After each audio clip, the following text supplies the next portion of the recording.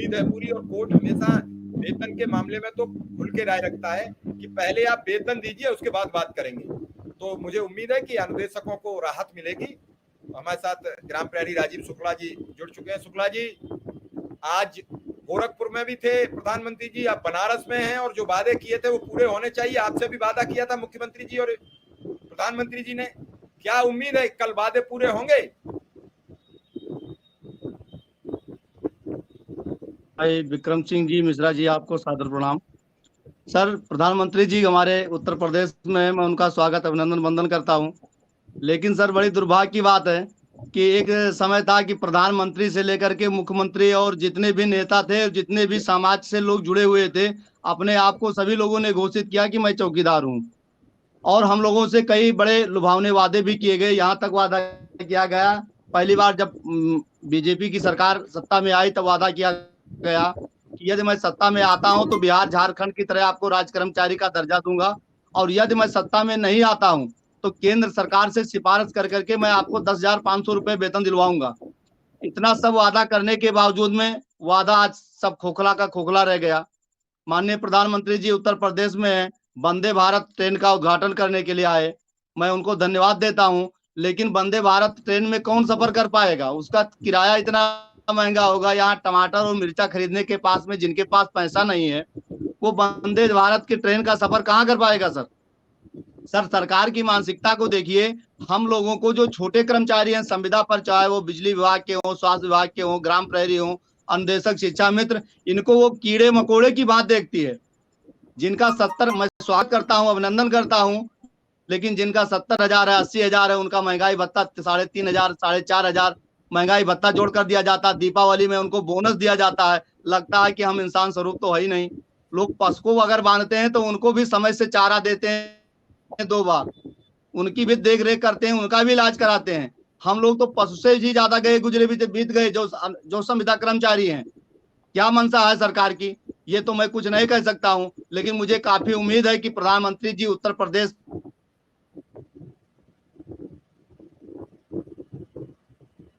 में आए हैं और उत्तर प्रदेश में गोरखपुर मंदिर में उन्होंने कहा था कि मैं ग्राम प्रहरी को बिहार झारखंड की बात बनाऊंगा।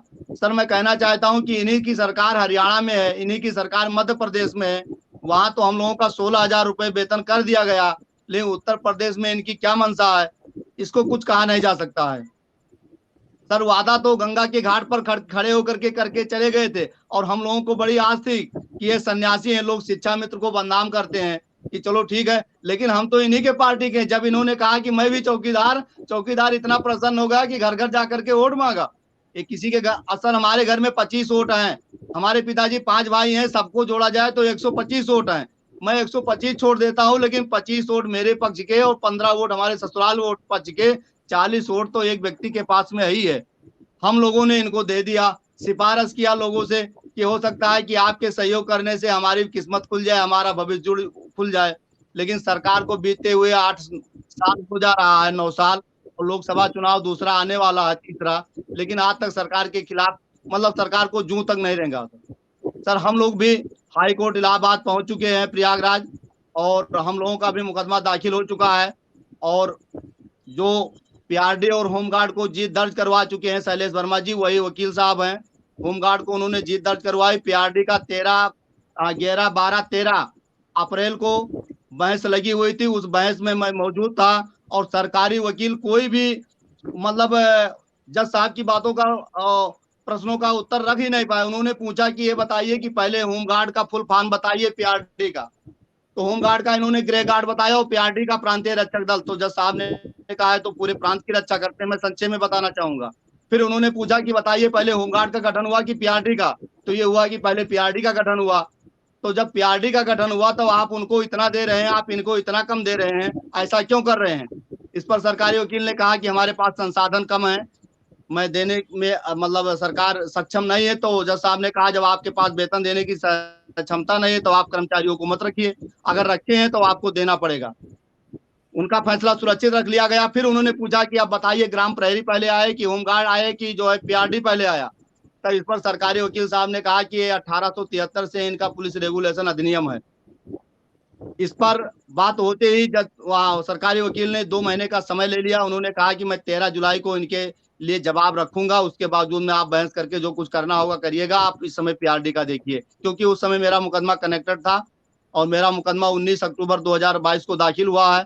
मुझे अदालत पर संपूर्ण भरोसा है, लेकिन जब अदालत से फैसला आ जाएगी तो सरकार, जैसे होमगार्ड को अदालत ने फैसला किया, अब होमगार्ड से कहो कि आपको बीजेपी गवर्नमेंट ने दे दिया तो वो मानने को तैयार थोड़ी है। उसकी जहां इच्छा होती है वो चला जाता हो, तो सरकार थोड़ी दिया, हमको कोर्ट ने दिया।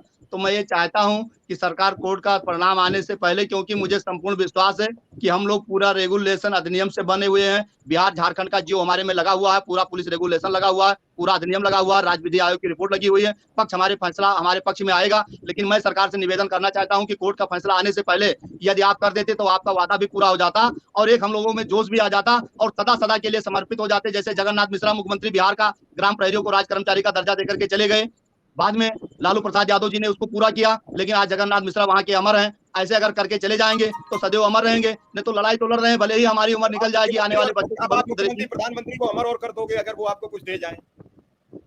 अरे समस्या तो ये सर भी है बिल्कुल, जो पेट भरेगा सब लोग। अब आप पहले ही एडवांस में उन्हें अमर कर रहे हैं। जयकारे के लिए तो सब कोई आदमी काम करता है, आप अमर के लिए करना लेकिन चाहते इस बार हैं वादा से, इस बार सर वादा से काम नहीं चलेगा। इस बार सर देना पड़ेगा। वादा तो 2-2 बार करके चले गए। तीसरा प्रधानमंत्री का चुनाव है, 2-2 बार मुख्यमंत्री शासनकाल में उन्होंने वादा किया। पता नहीं कितनी बार हम लोगों की मुलाकात हुई गोरखनाथ मंदिर में। उन्होंने कहा कि आपका वेतन वास्तव में बहुत अल्प है, और लोक भवन में उन्होंने खुले मंच पर कहा, उसका यूट्यूब में भेज दूंगा सर। और आप लोगों के लिए मैं कानून बना रहा हूं और आप लोगों को एक सम्मानजनक वेतन दिया जाएगा। आदरणीय मुख्यमंत्री महोदय ने इस बात को रखा था। चलिए चलिए, बिल्कुल विक्रम सिंह इनके लिए तो कानून बन रहा है। विक्रम सिंह इनके लिए चौकीदारों को तो कानून बन रहा है, अब वो पता नहीं कब बनेगा। और आपके लिए फोन भी किया, आपके साथ फोटो भी खिंचाया, मंत्रियों से भी कहा और खुद भी आपको बताया कि कहिए जी हो गया, लेकिन सामने नहीं आया। वो पर्दा कौन सा था जो बीच में अटक गया, जो पर्दा नहीं उठा? विक्रम सिंह गाना है कि जरा पर्दा हटा दो, मुखड़ा दिखा दो, तो मुखड़ा नहीं देख पाए। वेतन का जो लेटर था उसका वहीं अटक गया पर्दा। सही कह रहे हैं सर, यही चीज तो आज तक समझ में नहीं आई है। हमें याद है 25 मई का वो दिन था, 25 मई का दिन था जब गोरखपुर में, मोहद्दीपुर में एक होटल